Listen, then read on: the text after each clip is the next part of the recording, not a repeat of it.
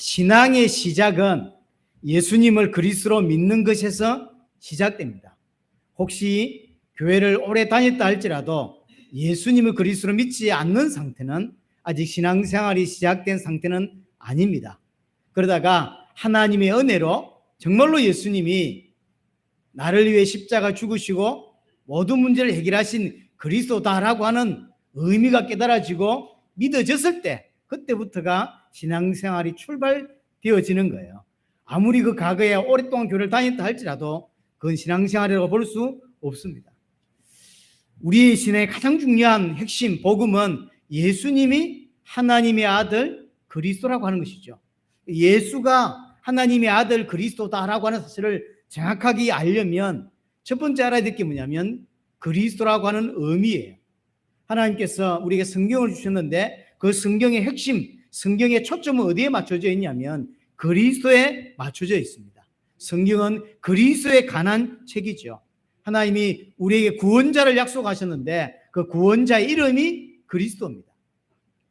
그래서 구약은 그리스도가 오신다는 뜻이고 신약은 그가 오셨고 다시 오신다라고 하는 게 신구약 전체의 의미라고 볼 수 있습니다.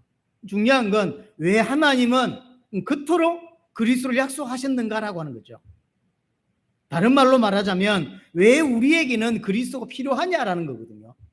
하나님이 약속하셨다는 이야기는 우리에게 필요하다는 거죠. 우리는 그리스도가 필요하다는 거예요. 인간에게는. 왜 그리스도가 필요하냐는 거죠. 그것은 인간이 가진 문제 때문이죠. 인간이 가지고 있는 문제 때문에 그리스도가 필요합니다. 그 문제는 사단의 역사로 인하여 죄를 짓고 하나님과 단절된 문제. 이게 인간의 문제입니다. 수많은 문제가 있자면 핵심을 딱 찝자면 이거예요. 사단으로 인하여 죄를 지었고 죄로 말미암아 하나님과 단절되었다. 하나님을 떠났다. 하나님과 분리되었다라고 하는 게 인간의 문제입니다. 그 문제가 언제 시작됐냐? 성경 기록으로 하자면 창세기 3장에서부터 그 문제가 시작이 된 겁니다.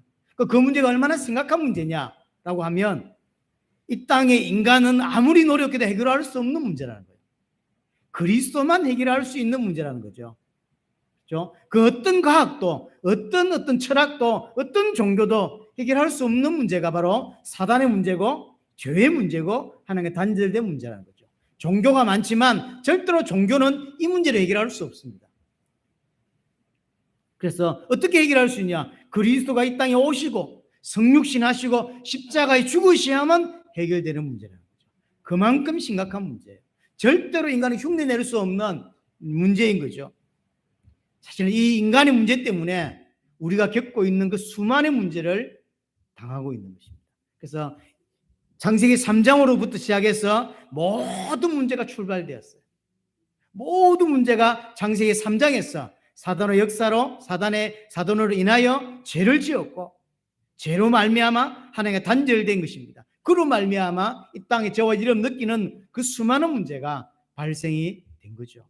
고통으로부터 시작해서 가정의 문제로, 자녀의 문제로, 경제의 문제로, 건강의 문제로 지구상에 나타나는 모든 문제가 여기서부터 출발되어진 거죠.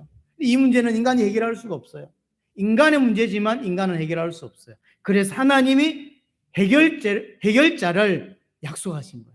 인간은 절대적으로 구원자, 해결자가 필요합니다. 그 해결자가 그리스도란 말이에요. 그리스도의 이름의 뜻이 뭐냐면 기름 부음 받은 자예요. 기름 부음 받은 자. 누가 기름 부음을 받냐면 왕, 제사장, 선지자가 기름 부음을 받습니다. 이 말은 결국 그리스도는 참된 왕이고 참된 제사장이고 참된 선지자란 이야기죠. 그리스도가 오셔서 이 세 직분을 감당한다는 거죠. 사단의 문제를 해결할 참된 왕으로, 죄의 문제를 해결할 참된 제사장으로, 하나님 만날 수 있는 참 길이 되신 참 선지자의 직분을 감당하신다라고 하는 의미인 것입니다. 중요한 건 누가 그리스도냐는 거죠. 쉽게 말하면 종교가 지구상에 어마어마하게 많은데 다 자기가 그리스도라고 하는 거예요. 자기가 구원자라고 하는 거죠. 그래서 어떤 면에서 이 땅의 싸움은 누가 그리스도냐의 싸움이에요. 누가 그리스도입니까? 석가가 그리스도입니까? 누가 그리스도입니까? 이 말이에요. 예수가 그리스도라는 이야기죠. 그리스도로 이 땅에 오신 분이 누구냐? 예수라는 거죠. 그럼 어떻게 할 수 있습니까? 자기가 주장한다고 내가 그리스도 맞으라고 주장한다고 그리스도가 됩니까? 그렇지 않단 말이에요. 구약 성경에 작게는 직접적으로는 300까지, 좀 많게는 450까지 넘어 그리스도에 대한 예언이 약속되어 있습니다. 그럼 그 450가지 예언을 전부 성취한 사람이, 성취한 분이 그리스도겠죠. 뭐 예를 들어서 다윗의 후손으로 온다 그러죠. 다윗의 후손으로 오는 사람이 한두 명입니까? 어디? 베들레헴에 태어난다 그래요. 그러니까 다윗의 후손 중에서 베들레헴에 태어난 사람은 또 많습니다. 이런 건 많아요. 하지만 절대로 흉내낼 수 없는, 그리스도만이 가질 수 있는 예언이 있죠. 동정녀 탄생. 죄 없는 분이셔야 되기 때문에 동정녀 탄생. 죄 없는 상태에서 죄 있는 자를 위해서 죽어주셔야 돼요. 또 부활, 뭐 이런 거는 절대로 다른 사람이 흉내낼 수가 없어요. 다윗의 후손으로도 올 수 있고 베들레헴에 태어날 수 있지만 동정녀로 태어난 사람은 지구상에 한 분밖에 없는 것이고, 죄 없는 상태에서 죄인을 위해서 피 흘려 죽으실 분은 한 분밖에 없는 것이고, 또 부활하실 수 있는 분은 한 분밖에 없어요. 죽었다가 살아난 사람은 있습니다. 그걸 부활이라고 하지 않습니다. 그건 소생이라고 그러죠. 나사로도 죽었다 살아났잖아요.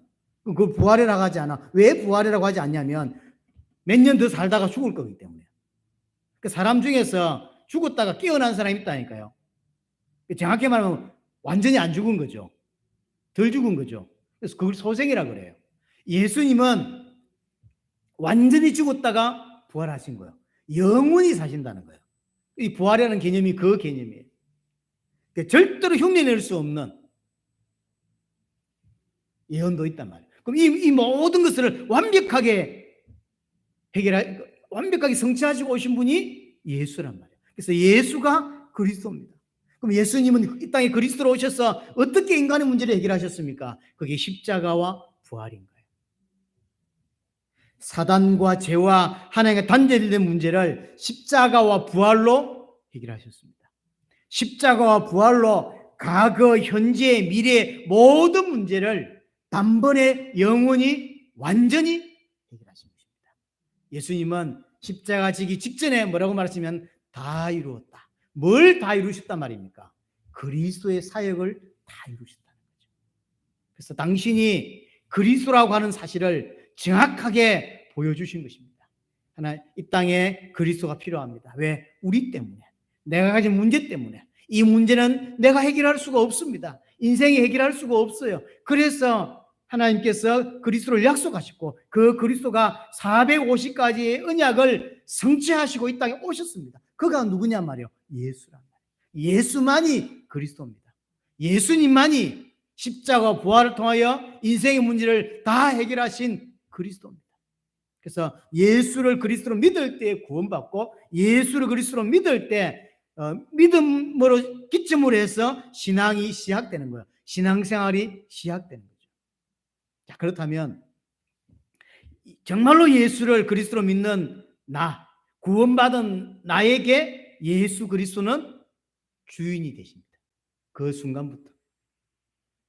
예수님을 정확하게 믿고 구원받는 그 순간부터 예수님은 내 인생의 주인이 되신다는 사실이죠. 오늘 본문에 빌립보서 2장 11절에 뭐라고 말하냐면 예수 그리스도를 주라 하시나요? 이 주라고 했죠. 이 주. 베드로가 마가다락방에 성령이 임하고 사도행 2장 36절에 보면 메시지, 성령 임한 이후에 메시지에 하는 결론이 뭐냐면 너희가 십자가에 못 박아 죽인 예수를 하나님이 주와 그리스도가 되게 하셨다. 예수가 그리스도고 예수가 바로 우리의 주인이다라고 선포하죠. 이 주란 말이 키리오스란 말이에요. 키리오스는 뭐냐면 주인이란 뜻이에요. 그래서 우리가 오늘 부른 찬송 중에서도 주 예수 이런 표현들 쓰잖아요. 이 주가 키리오스예요. 이 주인이란 뜻이에요. 우리가 예수님을 정확하게 그리스도로 믿는 그 순간부터 예수님은 내 인생의 주인이 되셨다라고 하는 의미예요. 이 부분이 신앙생활에 굉장히 중요한 축입니다. 내 인생의 주인이, 예수님이 주인이 되지 못하면 사실은 신앙생활이 시작된 게 아니라고 봐야 돼요. 우리는 예수님을 그리스도로 믿었다고 하는 것, 사실 믿는다고 할 때 그게 뭐가 포함된 거냐면 주인으로 믿는다는 마음이지 손님으로 믿는 게 아니에요. 그래서 이 주라고 할 때 쓰는 단어가 우리가 만유의 주제 이런 표현을 쓰죠. 주제란 말이 무슨 뜻이냐면 만유, 모든 세상을 창조하시고 다스리고 계시는 분이라는 뜻이에요. 모든 세상을 만드실 뿐만 아니라 그 만물을 자기 발 아래 두고 통치하시고 다스리는 분이신데 그분이 우리의 주인이시라는 이야기예요. 절대 주권을 가지시고 우리의 생사하복을 주관하시는데 그분이 주인이에요. 예수님은 그리스도일 뿐만 아니라 우리 인생의 주인이란 말이에요. 2025년 딱 마음에 두어야 될 부분이 이 부분입니다. 예수님은 누구시냐? 그리스도입니다. 그렇지만 더 중요한 게 뭐냐면 그 그리스도로 오신 예수님이 내 인생의 주인이어야 된다는 거죠. 주인으로 우리는 믿는 것입니다. 주인으로 믿지 않기 때문에, 주인으로 대접하지 않기 때문에 신앙생활의 많은 문제들이 계속 걸리는 거예요. 예수님은 그리스도일 뿐만 아니라 내 인생의 주인이라는 사실이죠. 사실은 예수님은 우리 인생의 처음부터 주인이셨어요. 사실은 우리가 주인으로 인정하지 않았을 뿐이죠. 이게 불신자. 그러나 예수 그리스도를 믿는 순간부터 주인이 되신 거예요. 하지만 그 이전부터 사실은 우리 인생의 주인이셨어요. 하나님이 인간을 하나님의 형상대로 지었습니다. 쉽게 말하면 인간은 피조물이라는 이야기예요. 인간은 신이 아닙니다. 인간은 하나님의 형상을 가진 피조물이에요. 하나님께서 인간을 자기 모습을 닮은 형상으로 그렇게 지었단 말이죠. 형상으로 지었다는 이야기는 하나님과 같은 존재로 지었다라는 의미예요. 이 말은 신이 되었단 말은 아닙니다. 신으로 만들었단 말이 아니라 하나님과 같은 존재로 만들었다라고 하는 의미예요. 그래서 하나님과 같은 영적인 존재. 하나님은 영이시니 그러죠. 인간도 영적인 존재예요. 또 인간을 하나님이 왕적인 존재로 만드셨죠. 하나님의 왕적인 존재라는 이야기죠. 인간 또한 이 땅에서 왕적인 존재. 그래서 하나님 형상대로 만들고 제일 먼저 주신 게 다스리는 거예요. 통치하는 거예요. 이름을 다 짓고 통치하게 하시죠. 원래 통치는 하나님의 영역이거든요. 다스림의 영역은 하나님 건데 인간에게 주어졌다고. 인간이 마치 하나님처럼, 그래서 하나님 앞에서는 피조물이지만 모든 남은 피조물 앞에서는 하나님과 같은 역할을 하는 게 누구냐면 그게 인간이라는 거죠. 그게 인간이에요. 그래서 사실 어마어마한 축복을 받은 존재죠. 하지만 절대로 잊어서는 안 되는 게 있습니다. 그게 뭐냐면 나는 피조물이고 나는 종이고 하나님이 주인이다라고 하는 사실. 이게 최소한의 가이드라인이에요. 선이에요. 우리가 친하게 지내는 것, 친하게 지내도 선은 있습니다. 그렇죠? 그러니까 이제 여자분들은 엄마하고 친구가 되더라고요. 남자는 아버지하고 친구가 안 됩니다. 친구가 안 되고 여자분들은 다른 엄마하고 친구가 돼요. 말도 통하고, 그렇죠? 그렇게 된다고. 우리 1년에 한 번씩 부산 내려가면 아버지하고 친구처럼 이야기할 수 있냐? 못합니다. 죽습니다. 그러면 두드러기 나서 못 살아요. 다른 그렇지가 다른 엄마하고 친구가 돼요. 하지만 친구가 된다 할지라도 선은 있어요. 지켜야 할 선이 있다고. 친구처럼 이야기한다고 맘먹고 친구처럼 이야기한다고 진짜 친구입니까? 아니요. 친구처럼 가깝고 지내고 말이 통하지만 그래도 선은 있다고. 보이지 않지만 선이 있다고. 그걸 지켜야 계속 그 관계가 유지될 수 있는 거예요. 내가 이제 나이가 들고 성인이 되고 엄마하고 말이 통하고 친구네 막 먹으면 되나요? 그렇지 않다고. 마찬가지예요. 인간이 하나님 형상대로 만들어서 하나님처럼 살 수 있어요. 하나님 형상이고 왕적인 존재고 그리스도를 방불케 하는 자로 하나님의 아들로 만들어 주셨다고. 그래서 세상 앞에서는 마치 하나님의 역할을 하는 거라고. 그렇다고 하지만 그렇다고 하나님이냐고. 아니에요. 그 선이 필요합니다. 그래서 반드시 잊지 말아야 될 게 뭐냐면 아무리 내가 축복을 받은 존재라 할지라도 선은 지켜야 돼요. 그래서 나는 피조물이고 나는 종이고 하나님이 주인이다라는 사실을 절대로 잊지 말아야 되는 거죠. 그래서 인간은 하나님 안에 있을 때 하나님 안에 있어야 되는 존재예요. 인간은 하나님 안에 있어야 돼요. 물고기가 물 안에 있어야 하듯이 인간은 하나님 안에 있어야 그게 행복한 것이고 하나님 허락하신 축복이 되는 거예요. 하나님 밖에서는 하나님 주신 축복이 되지 않습니다. 그게 저주가 된다니까요. 인간은 하나님 밖에서는 아무것도 아닌 존재예요. 창세기 2장 7절에 보면 하나님께서 땅의 흙으로 우리를 지으셨다라고 표현을 쓰고 있어요. 땅의 흙으로. 쉽게 말하면 어떤 존재냐? 원래는 흙이요. 이 흙이란 말이 정확히 표현하면 먼지입니다. 티끌이에요. 정확히 흙도 아니에요. 사실은 티끌이에요. 티끌에다가 하나님이 생기를, 쉽게 말하면 생명을, 하나님의 생명을 불어넣으신 거죠. 그래서 생명이 되었다고 표현하거든요. 그럼 이 흙으로 지은 존재가 인간만 있냐? 그렇지 않아요. 새도, 그 다음에 짐승들도 흙으로. 쉽게 말하면 우리 수준이 하나님과 단절된 우리의 수준은 짐승의 수준이고 새의 수준이라니까. 새대가리 정도밖에 안 돼요. 먼지라니까요. 아무 가치 없는 거예요. 티끌이란 말은, 먼지란 말은 구약 성경에 여러 군데 등장하거든요. 언제 등장하냐면 아무것도 아니다 라고 설명할 때 티끌이라고, 그 티끌로 우리를 만드셨다라고 설명을 하는 거예요. 인간은 하나님이 없으면 아무것도 아닌 존재입니다. 먼지 같은 존재를 왕으로 삼아주신 거예요. 티끌 같은 나를 자녀로 삼아주시고 아무것도 아닌 나를 생명 주셔서 하나님의 생기는 성령입니다. 하나님의 성령이 함께 할 수 있는 자로, 하나님 안에 거할 수 있는 자로, 하나님의 아들로, 하나님과 같이 다스릴 수 있는 왕으로 우리를 만들어 주셨다는 거예요. 이게 축복이라고. 그래서 인간은 하나님 안에서만 특별하지 하나님 밖에서는 특별하지 않아요. 하나님 안에 있을 때 그게 복이지 하나님 밖에서는 그게 복이 아니라니까요. 그래서 이 사실을 잊지 말라고 하나님과 인간 사이에 맺는 게 뭐냐면 언약이에요. 그걸 보고 선악과 언약이라고. 선악과 언약을 에덴 동산에 만들어 놓고 그걸 볼 때마다 뭐 하죠? 하나님을 기억하게 하는 거죠.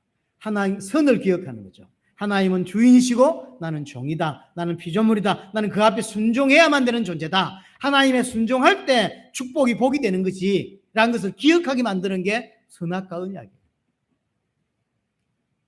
뭐가 선이고 뭐가 악입니까? 하나님 선악과 열매를 먹어봐야만 선과 악을 구별할 수 있는 게 아니에요. 보면 아는 겁니다. 선악과를 보면 아는 거예요. 뭐가 선입니까? 순종하는 게 선이고 먹는 게 악이라고요. 그렇죠. 선악과 언약. 내가 피조물이고 하나님이 주인이고 나는 그 앞에 종이고 그 부분 앞에 순종해야 되는 자는 사실을 깨닫게 해주는 게 선악과입니다. 사실은 피조물인 우리와 하나님이 언약을 맺어주셨다는 자체가 사실은 특별한 거죠. 언약을 맺는다는 건 비슷한 레벨이 되어야 맺는 거죠. 그렇죠? 예를 들어서 삼성이라는 기업이 어떤 회사와 언약을, 계약을 맺을 때 너무 택도 없는 회사하고 계약 맺나요? 안 맺는다고. 반도체를 만드는데 반도체를 만들 수 있는 어떤 부품을 어떤 회사하고 하나 계약을 맺는 건데 너무 실력도 없고 다른 건 몰라도 이 반도체를 만들 수 있는 어떤 기술을 가지고 역량을 가지고 있는 회사하고 계약을 맺는 거죠. 근데 전혀 준비도 안 된 기업하고 회사하고 계약을 맺냐고 안 맺는다고요. 하나님이 인간과 언약을 맺었다는 것은 마치 그와 같은 거예요. 아무것도 아니지만 하나님 위치로 끌어올려 주시는 거예요. 아주 특별한 존재로 우리를 만들어 주셨다라고 하는 게 언약을 맺었다고 하는 의미예요. 그래서 언약을 선악을 알게 하는 나무의 실과를 지정해 놓고 하나님의 선을, 하나님을 기억하게 하는 것도 있고 더 중요한 것은 그 언약을 통하여 아담을 성장시키기 위한 거예요. 어떤 성장요? 하나님과 영원히 함께 할 수 있는 존재로 만들기 위한 겁니다. 아담은 분명히 죄가 없는 상태입니다. 처음 만들어졌을 때는 죄가 없는 상태예요. 하지만 그렇다고 완전한 상태는 아닙니다. 그래서 신학적으로 그걸 중립적 상태라고 표현을 하는 거예요. 완전한 상태였다면 완벽하게 순종했겠죠. 순종하지 못했다는 이야기는 불완전하다는 거예요. 그럼 죄가 있으냐? 죄는 없습니다. 죄는 없지만 완전하지 않은 중립적인 상태가 지금 아담입니다. 죄를 지을 수도 있고 안 지을 수도 있어요. 그래서 하나님이 아담을 언약을 만드는 건 그 선을 지키는 것도 있지만 더 중요한 건 하나님과 영원히 함께 할 수 있는 자로 성장시키기 위해서 선악과를 주셨어요. 그래서 하나님께 순종한다는 것은 하나님을 인정한다는 것이고 하나님을 믿는다는 것이고 하나님을 신뢰한다는 것이고 하나님을 주인으로 인정한다는 거예요. 아주 중요한 의미거든요. 그래서 아담을 테스트가 필요했던 거예요. 우리가 볼 때는 죄 없는 완전한 상태로 생각하지만 그렇지 않습니다. 아직 아담은 완전하지 않아요. 그래서 완전한 대로 나아갈 수 있는 상태로 가야 돼요. 그래서 테스트를 하는 거예요. 그게 선악과 언약이에요. 그래서 그냥 간단합니다. 그냥 나무 하나를 지정했습니다. 특별한 나무도 아니라고 보여집니다. 그래서 신학자 중에서 특별하다고 설명하는 신학자 아무도 없습니다. 그냥 아무 나무 하나를 지정한 거예요. 아무 나무 하나를 지정해서 이것만 먹지 마. 여기만 순종하면 돼 라고 하는 거죠. 만약에 여기 똑같은 그 열매를 먹고 싶으면 천지에 깔려 있는 거예요. 그러니까 아무거나 먹으면 됩니다. 하지만 이 나무만은 안 돼 라고 하는 거거든요. 마치 이 돌 위에는 올라가지 마 라고 하는 똑같은 개념인 거죠. 그래서 아주 지키기 쉬운 아무것도 아닌 하나님을 인정하냐, 하나님을 주인으로 믿냐, 하나님을 진짜 의지하냐, 그 말이에요. 하나님 말씀하셨기 때문에 하나님이 주인이 맞으면 순종하겠죠. 그것도 굉장히 지키는 걸, 어려운 걸 준 게 아니라 금방 지킬 수 있는 걸 준 거예요. 너무나 지키기 쉬운 걸 준 거죠. 머리가 필요한 게 아니에요. 지식이 필요한 게 아닙니다. 그냥 지킬 수 있는 거예요. 왜냐? 그 나무 실과를 먹고 싶으면 다른 데 많이 깔려 있는 거기 때문에. 아무것도 아닌 너무나 쉬운 언약을 허락하신 것이죠. 그래서 그걸 순종한다는 이야기는 하나님을 바로 주인으로 인정한다는 것이고 하나님을 전적으로 믿습니다라고 하는 거예요. 하나님을 신뢰하는 거라고. 예레미야 11장 4절에 보면 내 목소리를 순종하고 나의 모든 명령을 지켜 행하면 너희는 내 백성이 된다. 하나님께 순종하는 자라. 하나님께 순종한다는 말은 그냥 무조건 복종한다의 개념이 아니라 하나님을 인정하는 거예요. 내 생각에는 이게 더 맞는데 라고 하지만 하나님이 더 맞아 라고 인정되기 때문에 순종할 수 있는 거거든요. 아담도 생각이 있지 않습니까? 근데 자기 생각을 접어두고 하나님이 더 오라라고 믿어져야만 순종할 수 있는 거예요. 그걸 이야기하는 거예요. 근데 아담은 우리가 잘 알다시피 불순종하게 되었고 죄를 짓게 되죠. 테스트에 실패한 게 된 거죠. 그것 때문에 세 가지 죽음이 왔잖아요. 영적인 죽음, 육신의 죽음, 영원한 죽음. 영적인 죽음, 하나님과 단절되었고, 육신적인 죽음, 우리가 살다가 이제 생명이 끝이 나요. 그리고 영원한 지옥, 영원한 죽음이 있죠. 왜 그랬습니까? 창세기 2장 17절 언약을 맺을 때 정령 죽으리라 그랬잖아요. 딱 그대로 세 가지 죽음이 인간에게 들어오게 된 겁니다. 근데 한 가지 짚고 넘어가고 싶은 건 뭐냐면 아담은 이 말을 깊이 있게 귀담아 듣지 않았다고 보여져요. 왜 그럴까요? 하나님 말씀인데 왜 귀담아 안 들었을까요? 아담이 모르는 이야기를 했기 때문이에요. 제 생각에는. 무슨 말이냐면 정령 죽으리라 그랬는데 죽는다는 걸 아담이 몰라요. 하나님도 죽음이라는 게 없어요. 그래서 당시에 하나님과 아담 사이에 아담만 있는데 죽음이 뭔지를 몰라요.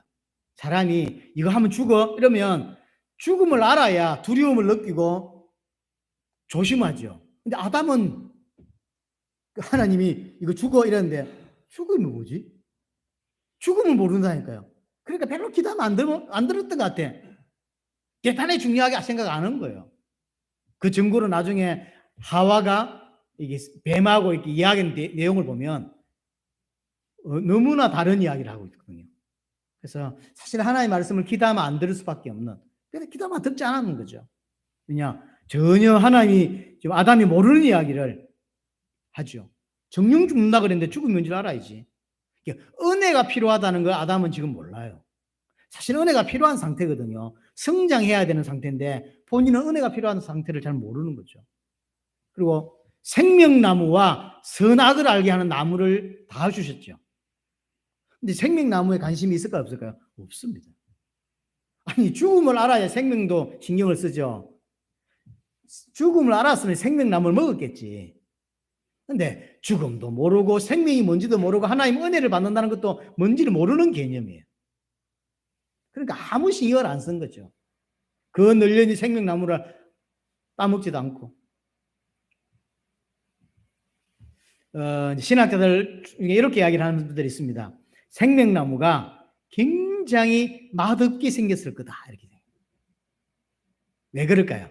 그 생명나무는 나중에 예수 그리스도를 상징하는 거잖아요. 결과적으로 따지면 예수 그리스도가 이사야에서 보면 뭐라고 표현되어 있죠? 흠모할 것이 없다.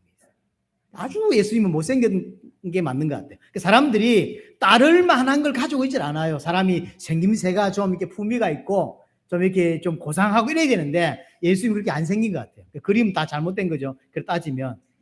그리고 연한 순 같다 그랬거든요. 그러니까 이제 추론해보자면 생긴 것도 못생기는데 빌빌한 것 같아. 사람이 빌빌빌 하면서 못생긴데 키도 크지 않은데 볼품이 없어요. 사람이 따라갈 만한 걸 아무 풍채를 가지고 있지 못했다 그랬어요. 아담의 눈에도 엄청 이뻐 보이고 엄청 맛있어 보이고 보암직도 하고 먹음직도 하고 이랬으면 다운받겠지. 그리 안 한 걸 보면. 그럼 제가 뭡니까? 제가 뭐냐면 제 내용은 불순종이죠. 하나님의 언약에 대하여 순종하지 않은 것, 하나님의 언약을 깨버린 것, 그게 제 내용입니다. 그럼 불순종이 뭔데요? 왜 불순종합니까? 사단의 말을 듣고 옳고 그름을 내가 판단한 거예요. 옳고 그름은 하나님께만 있는 거예요. 근데 옳고 그름을 내가 판단했죠. 내가 판단했다는 말은 무슨 말입니까? 내가 하나님의 자리에 서게 됐다는 이야기죠. 내가 주인 행세를 하게 된 거예요. 이게 죄예요. 죄의 어떤 모습은 불신앙이에요.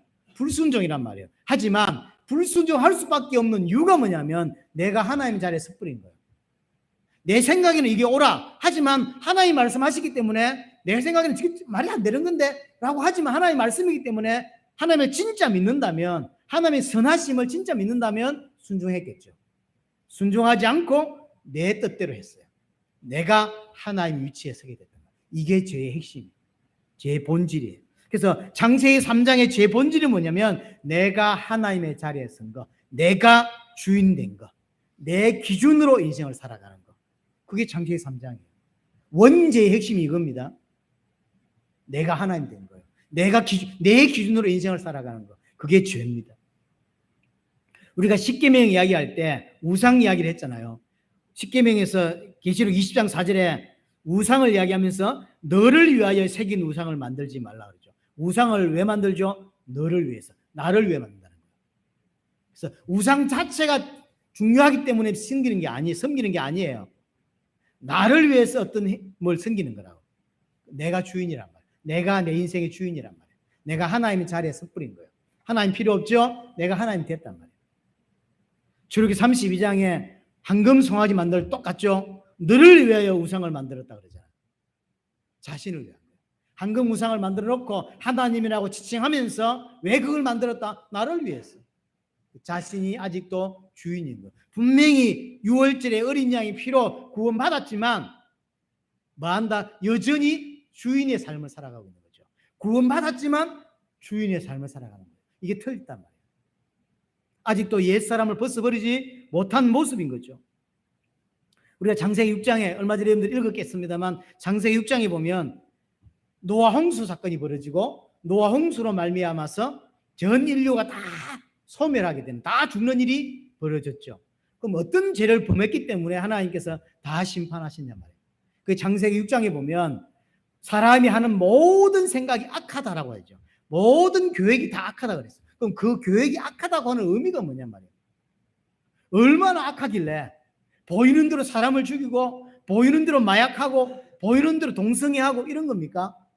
누가복음 17장에 집에 가서 읽어보세요. 누가복음 17장에 보면 예수님이 그 노아의 때의 죄를 설명해 줘요.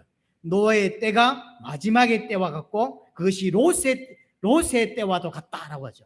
그게 뭐죠? 먹고 마시고 장가가고 시집가고 사고 팔고였어요.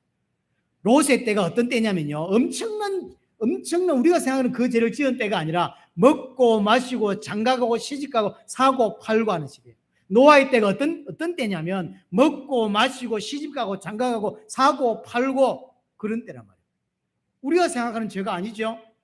그럼 그게 뭔 말입니까?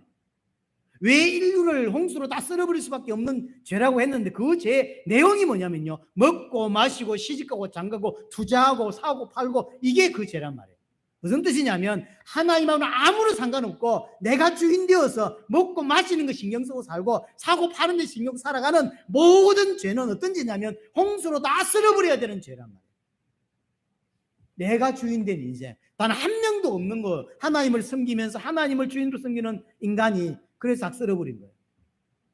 지금도 마찬가지입니다. 여러분들이 예수를 그리스도로 믿는다고 나는 구원받았다, 하나님의 자녀라고 말한다면 제일 먼저 해결해야 될 문제가 뭐냐면 하나님을 하나님으로 대접해야 돼요. 나는 종입니다. 나는 피조물이라는 거예요. 주인으로 살면 안 돼요. 노아 홍수 죄가 막 어마어마한 것처럼 보이죠. 그렇지 않습니다. 노아 홍수 때의 죄는 사고 팔고 장가고 시집가는 게 죄였어요. 그건 지금도 하고 있는 거잖아요. 그게 자체가 나쁘다는 게 아니라 하나님과 무관한, 하나님과 상관없는 내가 주인 되어 살아가는 모습을 설명해요. 그게 죄예요. 그게 홍수로 다 쓸어버려야 돼. 내가 주인 된 인생을 살아가는 모습. 그게 홍수로 심판받아야 될 죄라는 사실. 예수님 십자가 지신 이유를 바울은 뭐라고 설명하냐면 고린도후서 5장 15절에 그가 죽으심은, 예수의 죽음을 말하는 겁니다, 다시는 그들 자신을 위해 살지 않게 하기 위해서다라고 해요. 그들 자신을 위해 살지 않게 하는 것, 자기가 주인 되어 살지 않도록 하기 위해서 주님이 십자가에 죽으셨다는 거죠. 다른 말로는 죄 가운데 살지 않게 하기 위해서 말이에요. 자신을 위해 산다라고 하는 것은 죄 가운데 산다란 말 같은 말이에요. 그래서 죄를 해결하고 우리의 죄를 해결하기 위해서 십자가 죽으셨다는 거예요. 우리의 죄를 해결하기 위해 십자가를 죽으시는데 그걸 다른 말로는 그들 자신을 위해 살지 않기 위해서, 내 자신을 위해 사는 게 뭐냐? 죄 가운데 사는 거예요. 지금도 내가 죄 가운데 산다는 의미는 뭐냐면 내 자신을 위해 사는 거예요. 그게 노아의 때의 죄고 롯의 때의 죄고 마지막 때의 죄예요. 이 죄는 홍수로 멸망해야 될 죄란 말이에요. 내 자신을 위해 사는 거예요. 인간은 하나님과 함께 하도록 지원받았습니다. 하나님과 함께 하면 모든 것이 공급됐어요. 하지만 하나님과 단절되었죠. 왜? 죄 때문에. 그때부터는 어떤 인생이 되냐면 내가 나를 책임져야 돼요. 하나님이 공급해 주지 않아요. 내가 나를 책임져야 되기 때문에 나를 위해 살 수밖에 없는 존재가 되어버렸어요. 하나님이 없어. 그러면 나는 내 인생을 내가 책임져야 돼요. 그게 불신자 상태예요. 그게 불신자라고 하는 거예요. 이걸 해결하기 위해서 예수님이 오셨다고요. 우리의 죄를 해결하고 다시 하나님과 함께 할 수 있도록, 함께 한다는 이야기는 죄가 해결됐다는 이야기죠. 죄가 해결됐다는 이야기는 다시는 자기를 위해 살지 않는다는 말이 돼요. 같은 말이에요. 이게 죄가 해결됐다는 이야기와 내 자신을 위해 살지 않는다는 말이 같은 말인 거예요. 죄가 있다는 이야기는 나를 위해 산다는 이야기고, 죄가 해결됐다는 이야기는 다시는 나를 위해 살지 않는다는 이야기인 거예요.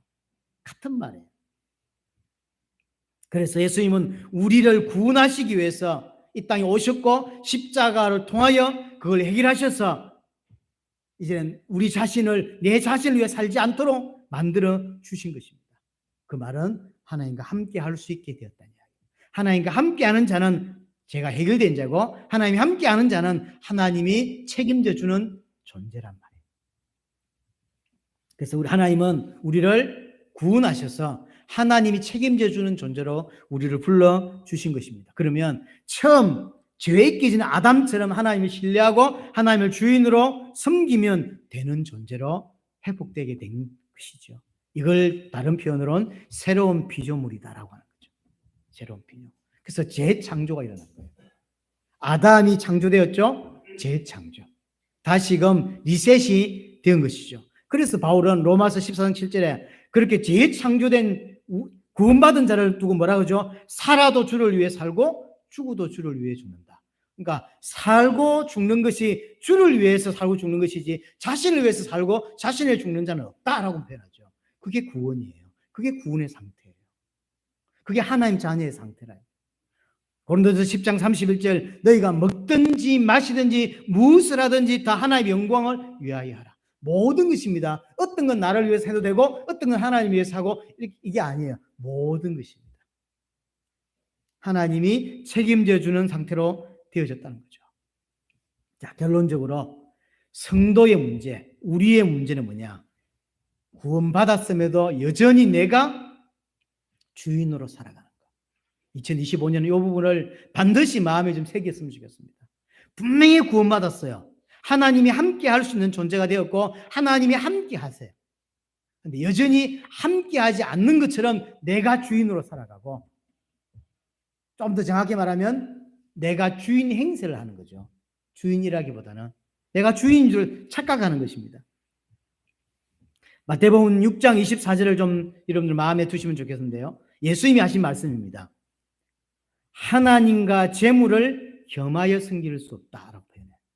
쉽게 말하면 이거 노예 종 설명하다가 예수님이 하신 말씀이에요. 두 주인을 섬기는 종은 없다. 이 우리를 보고 하는 소리죠. 구원받았다는 이야기는 하나님만 주인으로 섬기는 거예요. 그런데 이 땅에 많은 기독교인들은 여전히 두 주인을 섬긴다는 거죠. 정확히 말하면 두 주인이 아니라 내가 주인 된 행세를 하는 거죠. 내가 주인의 삶을 살아간다고 표현하는 거죠. 왜 그러냐면 그게 하나님과 재물, 재물은 정확히 말하면 만몬입니다. 만몬이란 말은 재물의 신, 재물의 신을 말하는 거예요. 하나님과 재물의 신을 동시에 섬길 수 없다라고 하죠. 애굽의 바로를 섬기든지 여호와를 섬기든지 그거잖아요. 아니면 우상을 섬기든지 여호와를 섬기든지 둘 중에 하나입니다. 근데 재물을 섬긴다는 이야기는 그 재물이 왜 필요하죠? 나를 위해 필요한 거죠. 나를 위해, 우상하고 똑같은 거예요. 나를 위해 필요하다고. 쉽게 말하면 재물을 섬긴다, 재물을 주인으로 섬긴다는 이야기는 내가 나를 섬긴다는 이야기고 내가 주인이라고 하는 이야기예요. 분명히 구원받았는데 현실에서는 두 주인을 섬기는 모습이 분명히 우리에게 있습니다. 이걸 해결해야 합니다. 반드시. 그래서 두 마음이 공존해요. 분명히 주님이 주인인데 우리는 내가 주인인 것처럼 착각하고 내가 주인인 것처럼 살아간다. 최근 한 3주 동안 계속 듣게 된 노래가 하나 있어요. 근데 전체 노래는 제가 잘 몰라요. 앞에 가사만 눈에 귀에 들어와서 좀 몇 개 들어봤는데 근데 몇 번 들으려고 들은 게 아니라 하도 놓으니까 페이스북에 들어가면 계속 놓으니까 듣게 됐는데 이런 가사예요. 다 기억은 못하는데 자기는 하늘에서 빛나는 별인 줄 알았다는 거예요. 한 번도 의심한 적이 없대요. 이런 가사 들어보셨어요? 근데 알고 보니까 자기는 벌레들이에요. 자기는 하늘에서 빛나는 사람들의 손을 들어주는 별인 줄 알았대. 근데 한 번도 의심한 적이 없대. 알고 보니까 자기는 개똥벌레들이에요. 이게 개똥벌레인데 빛이 나잖아요. 있잖아요. 그것 때문에 착각한 거예요. 자기가 하늘에서 빛나는 별인 줄로. 어느 정도냐? 한 번도 의심한 적이 없대. 그 뒷가서는 잘 모르겠고요. 앞가서는 착각인 거죠. 자기 몸에 빛이 나니까 저 하늘에 빛나는 별인 줄 알았다는 거예요. 제목이 제가 나는 반딧불인가 하는 제목인데 그 가사가 제가 이 메시지 준비하면서 계속 들렸어. 이게 뒷가서는 몰라요. 앞가서만. 똑같습니다. 자기 몸에서 빛이 나니까 별인 줄 안다고. 자기에게 여러 가지 축복들이 있으니까 그게 대단한 줄 알아요. 하나님이 주인이 아닌 줄 안다고. 그렇지 않으면 착각입니다. 주인 행세를 그만둬야 돼요, 이제. 하나님을 하나님 자리에. 나는 그 밑에 피조물이라는 사실 깨달아야 합니다. 고린도전서 10장 21절에 주의 잔과 귀신의 잔을 겸하여 마시지 못한다라고 표현했죠. 시편 119편 113절에 내가 두 마음을 품은 자를 미워한다라고 했어요. 미워합니다. 두 마음을 품은 자를 미워해요. 생각해 보세요. 하나님과 하나님 아닌 것을 같이 사랑해. 그건 하나님에 대한 모독입니다. 그렇지 않나요? 예를 들어서 우리 딸이 이제 예를 들어서 연애한다고 생각합시다. 근데 연애는 그 남자친구가 우리 은수 좋아한다 그러고 A, B, C 여자들이 10명 있어. 그래서 드라마에 나왔던 것처럼 사랑은 제가 아니잖아 이러면서 막 그러면 우리 딸이 생각할 때 그럴 수 있지 이렇게 생각할까 아니면 본인에 대한 모독으로 느낄까요? 다른 여자들도 사랑하는데 나도 사랑하는데 그러면 그게 좋은 말입니까? 아니면 그게 모독입니까? 모독이죠. 하나님도 사랑해. 근데 물질도 사랑해. 그 말은 하나님을 모독하는 거예요. 우리 안에 그 옛 사상이 옛 사람이 그대로 아직 있다고 그거 빼내야 된단 말이에요. 야고보서 4장 8절에도 두 마음을 품은 자들아 마음을 성결하게 하라.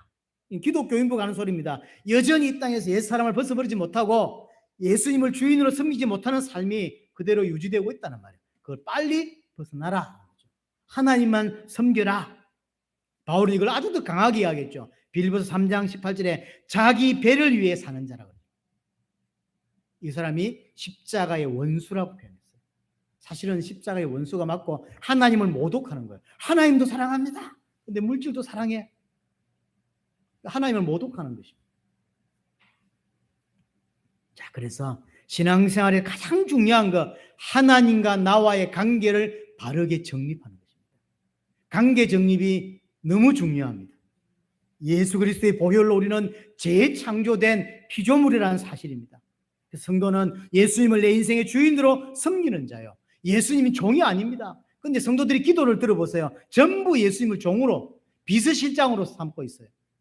그렇죠? 이거 해주세요, 저거 해주세요. 전부 예수님을 비서실장이지 예수님을 주인으로 섬기는 게 아니에요. 주인이라고 생각하고 기도하는 게 아니라니까. 기도 한번 생각 들어보세요. 한번.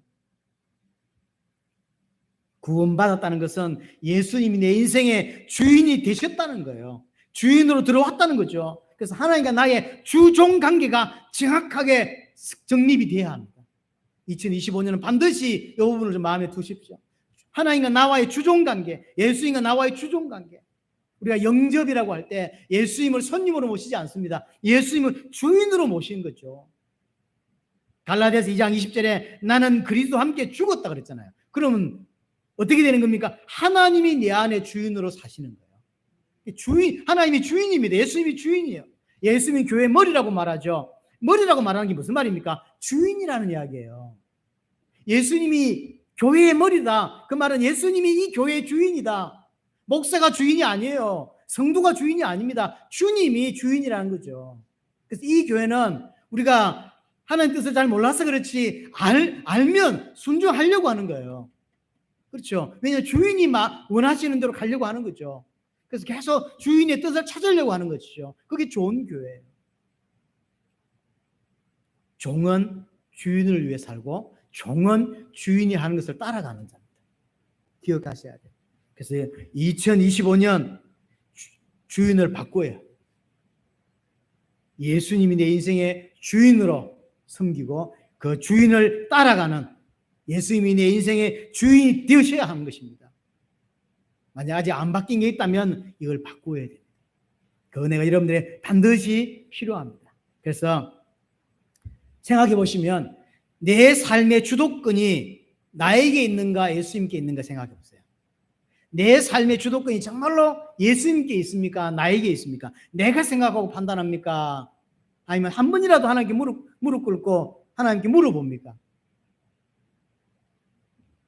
종은 자신을 부인합니다. 주인과 종이 걸어가는데 주인이 먹고 싶은 게 있어요. 야 오늘 저거 먹고 싶은데 어떻게 생각해? 그러면 종은 무조건 옳다 그래야죠. 근데 주인님 오늘 날씨도 꾸리한데 짜장면 먹으시죠. 이러면 그건 무슨 종이 아닌 거요. 친구로 생각하는 거지. 아닙니다. 자기를 부인하고 종이 원하는 것을 주인이 원하는 것을 위해서 자신을 희생하고 주인이 원하는 걸 위해서 따라가고 주인이 원하는 것을 하는 자가 종이어야 돼요. 우리가 그런 자여야 돼요. 주인이 원하는 것을 예수님이 원하는 것을 하고 예수님이 원하는 것을 뭔지 알아보려고 하고 예수님이 원하시는 것은 따라가고 내 주장을 펼치는 게 아니라 2025년 정말로 예수님을 주인으로 삼고 정말로 예수님을 주인으로 섬기는 한 해가 되기를 원합니다. 오늘 본문에서 10장 11절에 그렇게 하면 예수 그리스도 주인으로 시인할 때 그리고 섬길 때 어떤 일이 벌어진다고? 하나님께 영광이 된다. 하나님께 영광 돌리는 게 딴 게 아니에요. 예수님이 누구인지 정확하게 알고 예수님을 주인으로 섬기는 그 자체가 하나님께 영광이 되는 거예요. 2025년 그 은혜가 여러분에게 깊이 새겨지기를 바랍니다.